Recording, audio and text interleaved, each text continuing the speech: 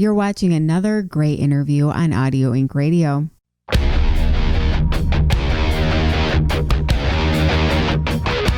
It's awesome to have you here for another edition of Audio Inc. Radio. I'm Anne Erickson. It's great to rock with you. Elize from Amaranthe is my guest, and very excited to talk with another woman in rock and metal. Let's get in. Hi guys, this is Elize Ryd from Amaranthe, and I'm hanging with Anne Erickson of Audio Inc. Radio. How are you doing? I'm doing great, thank you. How are you? I'm good. How are things right now in Sweden with coronavirus and everything? Actually, it's we've been one of the more, I don't know what to call it, but lazy countries when it came to this. We had experts making the decisions, and things are back to normal, actually. Except we are not allowed to play shows. They are going to change that kind of soon, though. So we can be 500 people in the same venue at once. But also, like, the elderly homes are still in lockdown. Okay. So we are not allowed to go there. Right. That's the biggest change. Otherwise, it's actually, we are not forced to stay inside. We're not forced to wear masks. It's, wow. Very different. It's funny how every country, is dealing with it differently, but so far pretty much no traditional concerts for any country right now. So, exactly. Well, congrats on your great new record, Manifest. And your first single is so appropriate because it's called Viral.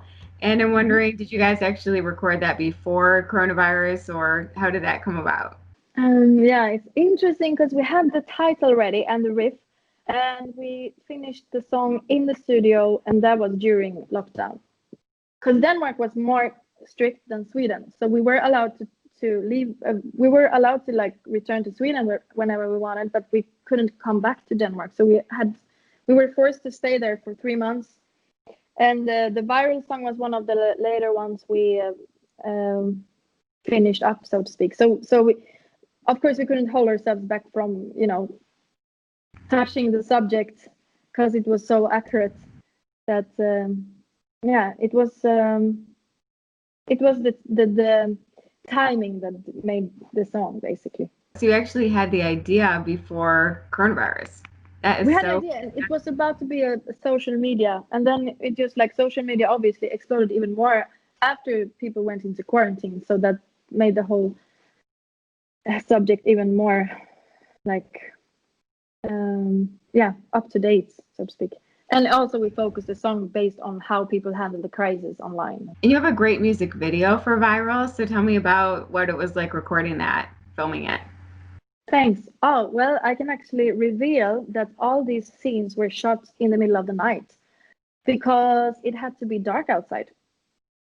I mean, usually you would imagine that you could just stage that scenario with black things on the windows or stuff, or something, but no, this was real. So we started to film after the sun went down, which was 2:00 in the night or so. So we were kind of drained, and actually we felt as tired as we look and isolated. Wow. So what do you think makes this record different from what you guys have done in the past?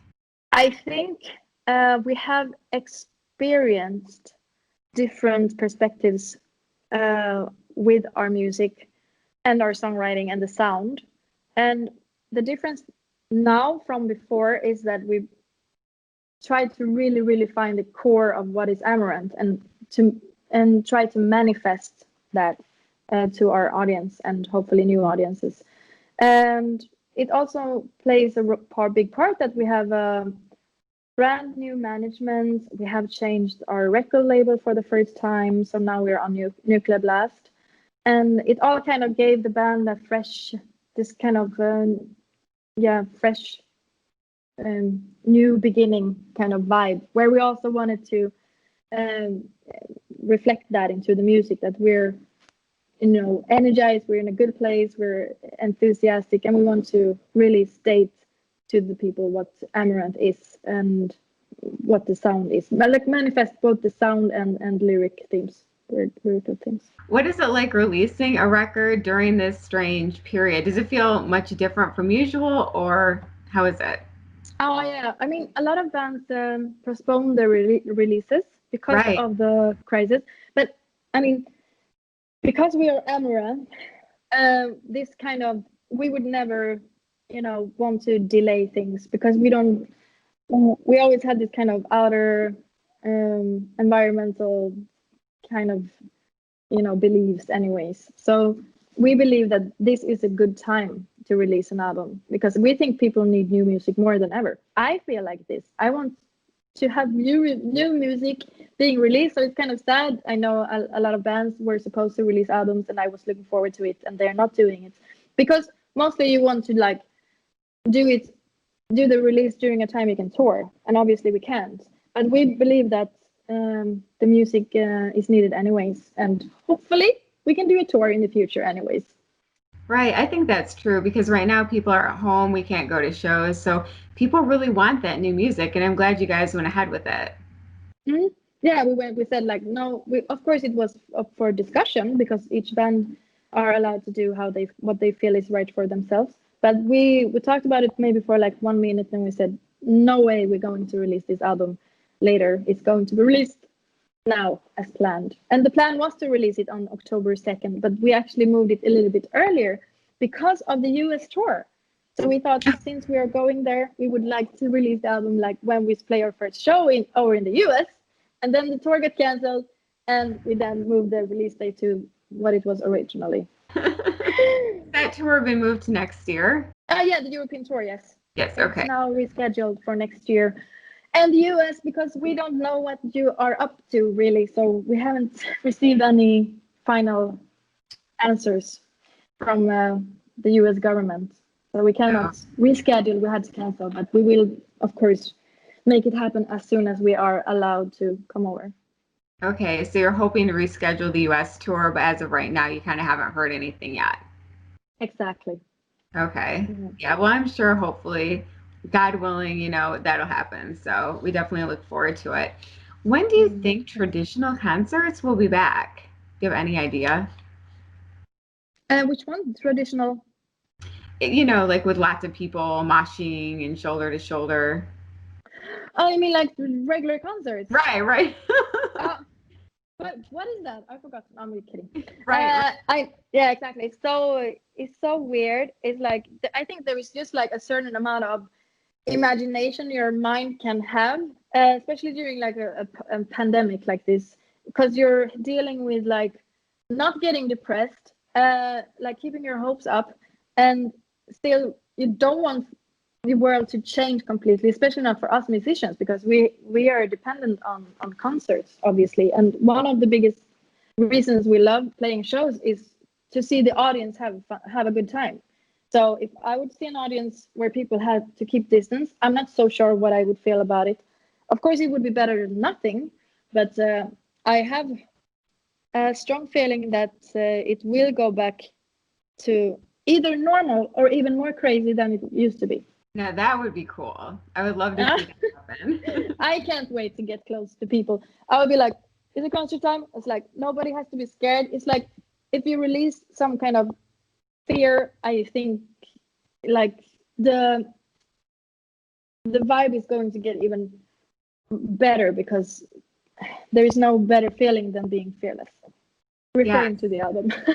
Yeah, yeah, that's great. So, you're a very successful woman in the metal genre, and I'm wondering, how do you feel like the metal world is for women today versus when you started out? Oh my god, I love this question because the difference from my perspective is huge. Mhm. We'll say it's better now. I think these old like stuff files they gave up. The ones that try to defend the scene, like towards women as if we were some kind of threat, but they probably either they realized that there is nothing to be scared about or they just gave up complaining.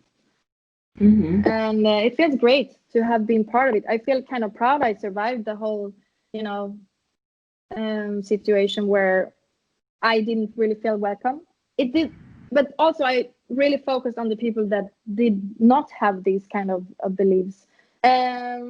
I mean, it's like discrimination is never okay. And so either, like, it doesn't matter what kind of person you are. I mean, the metal scene has dealt with a lot of new elements. I mean, people need to learn to like accept differences and stop being scared about it. So I feel now that the industry is blooming, the fans are grateful. There is more women actually like listening to metal nowadays, I think, than it used to be. There is more women starting their own bands, and it makes me extremely happy to see. And it feels like they get more better like start. They don't need to deal with a lot of hate nowadays, which I'm very happy for them. That's great. Do you kind of feel like you help pave the way for acceptance, of women in metal? I hope so. And also maybe a little bit also like how a woman should be in metal. Like there was these kind of women with the corsets and stuff that was accepted already with a more operatic voice and stuff. So this is like good. I didn't need to like, I couldn't make any huge change there because they were also my role models. And also Annie Lagosso, who was the first like female growler, she did her duty, and she told me so many stories from when she started out. And I mean, she experienced the same things. So I mean, I'm happy she didn't give up, and therefore I also believe that me not giving up hopefully helped inspire other women and Yeah. men to support women. There is, of course, a lot of men supporting that as well. So that's great. You definitely feel like it's much more accepted and common now. Yeah, I do. And also people like there is not, they understand that well, the scene in general understands that it's important to have different sounds and characters, and nobody would ever say no to a talented woman. That's more like trolls or haters online that would have something against it actually, but the business has always been very supportive. So How do you feel like women support each other in the business? oh yeah, that's also a very good point. I mean, like most of the criticism also that you got from the past was, it wasn't only like men who wanted to defend their manly genre, which they believed that was something they had for themselves, that we shouldn't interfere in. But also there were women that were probably making the most evil comments about looks and sound of, like shallow things. And I think this is common in all kind of professions, that women tend to be competitive, and men are more used to team up. You can see that in sports as well, that there has always been like team plays. They go in groups, they have their troops, they have their, sports and teams. But the women has mostly learned to be independent, and I feel now that anyways the women in the business are very supportive, and I have the same feeling. Like I would never get jealous or feel like this is my territory or whatever. Like we want to welcome a lot of women, and also I have to say the men in the business are very happy to see. It's very refreshing with the female, a little bit more like feminine elements in this very manly, man-dominated genre. So, one thing I really like about your band is you have such a unique sound. The second I hear your tracks, I can tell it's you, even though it's a song maybe I haven't heard before. So, tell me, how did you, go about developing this unique sound? Oh, that I would say that it happened by, I don't know if it's called like coincidence or luck. And because when we started to make the music, we wanted to bring in everything that we liked from different genres. And I mean, like, for example, I love heavy metal and rock, but I also love Eurodisco. So, for example, if we had a cool beat, we wanted that to be, as important as the rest of the music. And also when it comes to like vocally, it's, well, the clean vocals could be It's like rock, pop, and death metal combined. So it's like yeah, it just happened to be like that way, and it was very appreciated. Otherwise, we would have never gotten a record deal or an audience that wanted to listen to our music and come to see our concerts. So I would say it's like a big part of our success is thanks to the fans, because also since this very unique sound was unique, you know what I mean, that made people want to listen to it. So it was pure coincidence. So I know you've got the new record on the way, Manifest. Is there anything else in the works since right now touring, isn't happening? You might have some extra time maybe for some other projects. Are discussing a lot. I mean, for example, we went to record music videos like 2 weeks ago, and we are planning to make 2 new recordings, like video shoots, which we would not have done if we would be in the US touring right now. So these are like some extra stuff that is happening. We are planning to make something like a live concert, but we're hoping to maybe be able to get at least a small amount of people. And if we would do it in Sweden, we could still have like up to 500 people, which would make it more fun than just an empty pit. So yeah, we're discussing that, how we could make that happen. And then we have like plan B and plan C, and that is, if to make like some kind of cover album and maybe release some old demos just for fun to show people how the songs sound like in the earlier stage. And like small things like that. We're trying to keep a positive mind and stay creative. That's great. I would love to hear a covers record. A lot of bands are doing that. It's neat to hear that side of a band.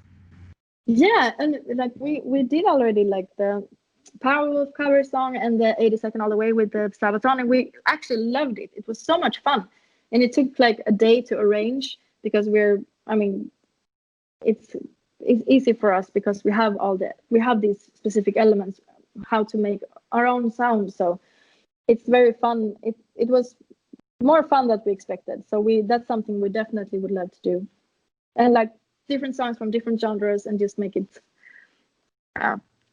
like a collection. That would be fun. That'd be so cool.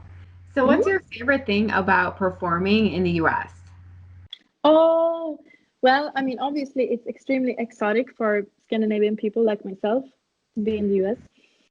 It has a lot of interesting connections to Scandinavia, but also it's like the same but different. So it feels both like coming home, but also coming far away. I mean, America is something Swedish people grow up with. We have all the TV shows and stuff like this. So it was always a dream of mine when I was a kid to go to the United States of America. But I have to say the fans are amazing. They're very open-minded and loud and friendly. And it's an interesting country to tour around because everything's changed, like the climate change. There is so much things to explore, and it's amazing. It's funny because I'm part Norwegian, but I've never been to Scandinavia. So my little dream is going to Scandinavia someday. Oh God, that's awesome! But you will then? Yes, I have to, as soon as travel bans are done and everything. And Norway is so beautiful. Oh yeah, wow. I cannot wait. I've never been, so. Wow. I can't wait for you to go to Norway. Thank you. So, is there one track on the new album that you are just cannot wait to perform live, like above all the others? Well, I can't wait to put Fearless, but also the song that's going to be our next single before the album comes out, Archangel. It's such a party song. A party song? That sounds fun. Yeah, it's so up-tempo and energetic, so I can't wait to do that. Well, thank you so much. It's been great talking with you. Is there anything else you want to add?